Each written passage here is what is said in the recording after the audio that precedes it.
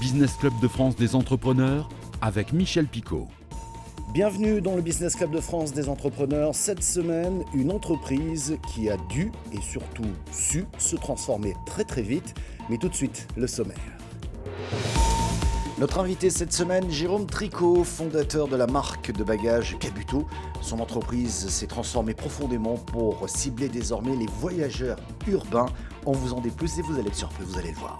Dans l'actualité, les vendanges, la tendance n'est pas bonne. La production viticole est en forte baisse de 25% et toutes les régions sont plus ou moins touchées. Nous irons aussi à Paris pour visiter les ateliers de la maison Pourçain. Depuis 1830, la maison Pourçain, dernière manufacture à Paris en activité, est spécialisée dans la création d'articles de bouclerie en laiton, notamment pour l'industrie du luxe. Elle ouvre ses ateliers au grand public à l'occasion des Journées du patrimoine.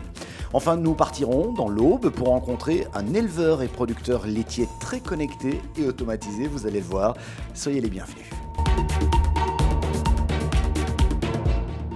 Jérôme Tricot est notre invité aujourd'hui. Il connaît bien cette émission puisqu'il était venu nous présenter, souvenez-vous, sa valise révolutionnaire nommée Cabuto. Vous étiez venu au début de la crise sanitaire, un tout petit peu avant. Et il faut dire que votre valise, Jérôme Tricot, s'adressait aux voyageurs d'affaires. Seulement voilà, depuis le début de la crise sanitaire, les voyages d'affaires, il n'y en a pratiquement plus. On parle d'un retour d'avant-crise, pas avant 2024. Et certains voyages d'affaires, je dirais, moyen courrier, risque de disparaître au profit des visioconférences. Il fallait donc se réinventer, il fallait donc s'adapter. Jérôme Tricot, bonjour. Bonjour. Alors, comment avez-vous traversé, je dirais, cette période depuis le début de la crise sanitaire en mars 2020 ? D'abord, ça a été très difficile puisque je suis directement impacté. C'est le secteur du tourisme. Donc, c'est pas voyageurs d'affaires, oui, mais ça a touché l'ensemble de l'industrie du tourisme. Il se trouve que mes valises, effectivement, étaient plus achetées par des hommes et des femmes d'affaires. Maintenant, oui, ça a été très violent. Ça a été 98% de chiffre d'affaires en moins du jour au lendemain. C'est-à-dire que moi, j'ai fait une belle opération de crowdfunding sur une valise cabine 4 roues très sympa, un Cabuto Carry-On, au mois de novembre 2019. Ça marchait bien, on vendait entre 15 et 20 valises jour, donc c'était quand même chouette pour nous, et on est passé à une valise jour, un petit peu moins de une valise jour, du jour au lendemain. Et donc là, j'imagine qu'il a fallu se retourner ou du moins s'adapter très vite. Il a fallu se retourner vite. Voilà. Donc, pour se retourner vite, il faut du jeu de jambes. Donc, nous, on est une PME, donc à 10 salariés, ça va vite. À 200, c'est déjà plus compliqué. À 2000, je ne suis pas à cette place-là. Donc, qu'est-ce que j'ai fait ? Première chose, j'ai pensé à ma gamme, à faire évoluer la gamme. Donc, faire évoluer la gamme, c'est quoi ? C'est penser peut-être plus aux voyageurs tout court, pas uniquement aériens. Donc, le voyageur urbain, celui qui prend le VTC, un Uber, une trottinette, un vélo, un métro, qui soit à Vancouver, à New York, à Paris, c'est le même individu. C'est une femme, c'est un homme, elle se déplace, elle commute si c'est pour le travail ou le télétravail.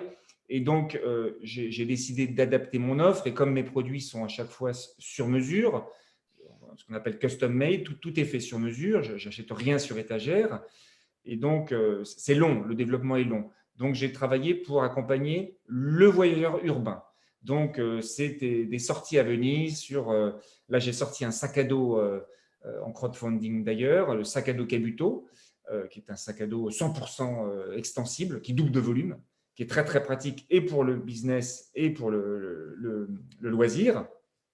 Je travaille aussi sur un casque de vélo qui va sortir début janvier 2022, un casque de vélo connecté. Donc, je rappelle, Cabuto, c'est premium, c'est lifestyle et c'est tech. Donc, le côté tech à chaque fois et sur tous les produits de la gamme Cabuto. Jérôme Tricot, vous restez avec nous. Tout de suite, on va parler de la transformation de Cabuto. Mais auparavant, c'est l'heure de l'actu. Dans l'actualité cette semaine, les vendanges qui vont ou qui ont déjà commencé un peu partout en France, mais selon le service de la statistique et de la prospective du ministère de l'Agriculture, résultat décevant cette année, moins 25% de la production. Le gel de printemps a touché des cépages précoces comme Chardonnay, Merlot et Sauvignon en Bourgogne, Bordeaux, Champagne, Centre-Loire, Jura, Languedoc, Vallée du Rhône, Sud-Est. Après la fleur, il y a eu aussi la coulure qui a marqué les rendements de Bordeaux, du Centre-Loire, du Sud-Ouest, de la Vallée du Rhône et de la Provence. Et puis la pluviométrie qui fait craindre le mildiou, causant des pertes de récolte en Alsace, Beaujolais, Bordeaux, Bourgogne, Champagne, Jura et Savoie. Sans oublier la sécheresse et en toucher le pourtour méditerranéen qui limiterait les rendements, notamment en Roussillon.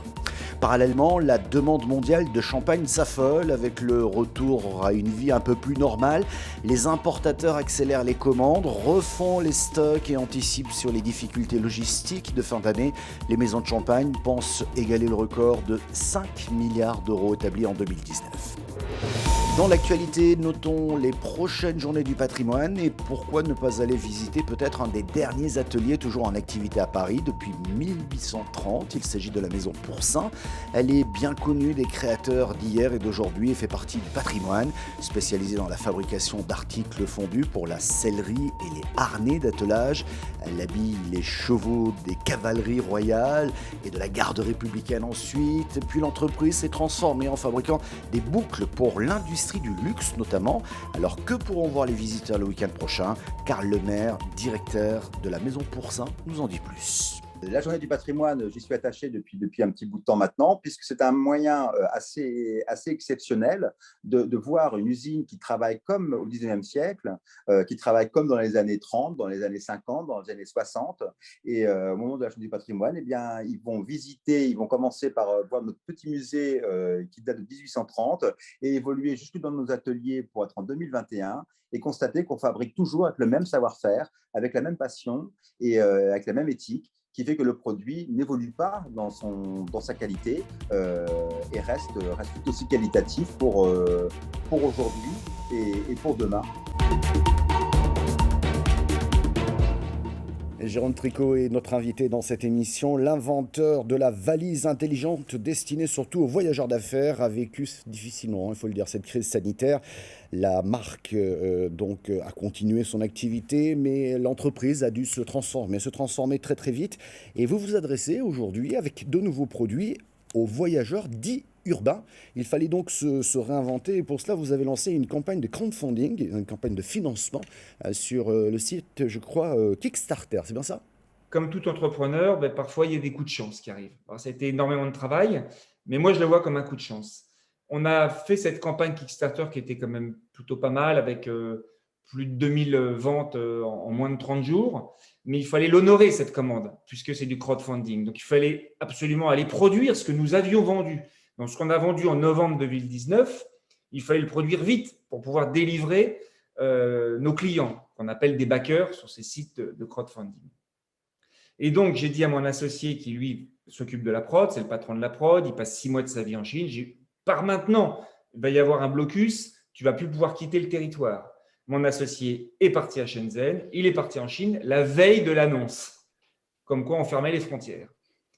Manque de peau ou coup de peau, il chope le Covid dans l'avion. Donc là, c'est du réel, je ne peux pas faire plus concret. Mon associé, donc Louis Develay, il prend l'avion, il arrive à l'aéroport Covidé. Il fait 14 jours de dispensaire, puis ensuite 14 jours de résidence surveillée. Parce qu'en Chine, c'est tout petit peu plus sévère qu'en France.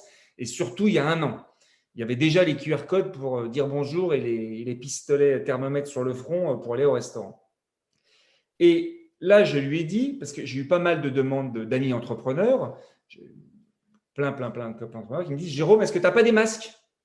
Je dis « Non, je fais des valises, les mecs, je ne fais pas des masques. » Il me dit « Tu ne peux pas avoir des masques en Chine. » Et donc là, le petit vélo va assez vite et en 24 heures, je rappelle mon associé Louis en disant « Louis, débrouille-toi, les valises, pour l'instant, tu mets de côté, tu me trouves des usines qui font des masques. » Coup de bol, là c'est un coup de bol, l'usine qui jouxte notre usine fait des masques et ne voulait pas spécialement nous recevoir mon associé, puisqu'en plus il était covidé. Même si les gens sont guéris après, il faut se rappeler qu'on n'était qu'au tout début de l'épidémie. Là, on est en mars 2020. Et donc, on a été l'une des sociétés à fournir en France les premiers avions. Et moi, je commandais des avions complets. Comme je connais bien la logistique et Et notre métier de faire des valises, ce n'est pas uniquement d'innover, de faire des valises, il faut savoir les produire, il faut savoir les transporter. Donc, tout le supply chain, c'est extrêmement important. Et donc, je maîtrisais déjà cette skill, cette compétence. Et donc, du coup, on a fait venir des 747 complets, remplis de masques. On a vendu des dizaines de millions de masques. Merci Jérôme Tricot. Tout de suite, c'est Éco-Région. Et dans Éco-Région cette semaine, direction Pellédère dans l'Aube pour rencontrer Alexandre Mignot, éleveur et producteur laitier. Il a transformé et automatisé, vous allez le voir, son travail quotidien. Un reportage de Christian Diera de Canal 32. Bonjour, je m'appelle Alexandre Mignot, j'habite à Pellédère. Mes parents étaient éleveurs laitiers déjà. On peut être né dedans et ne pas être passionné. Et moi, j'ai toujours aimé ça. C'était en 2016, à l'occasion d'un tournage, cet éleveur de Pellédère baptise ce veau Marie 32. Aujourd'hui, la vache a bien grandi. Autre évolution, depuis 8 mois, l'ancienne salle de traite croule sous la poussière, remplacée par un robot de traite. Celui-ci a bouleversé le quotidien du couple et des 80 vaches. Il est en train de nettoyer sa caméra 3D.